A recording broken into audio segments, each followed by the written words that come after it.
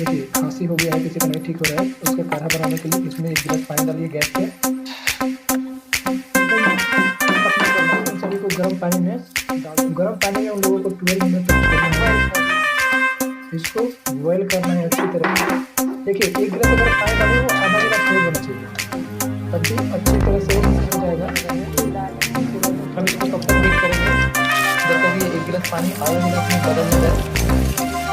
बड़ी धीमी आंच पर इसको पका डालिए ताकि वो जिंजर विंजर जो डाला हुआ है उसका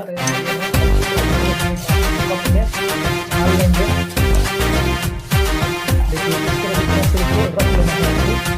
2 टाइम पीना है, सुबह और शाम को 2 बार में इसको खत्म कर दीजिए जितना भी है।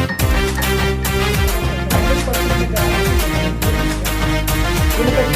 अब जारी करेंगे ना, कलर वैसे लगता है लेकिन अच्छा है।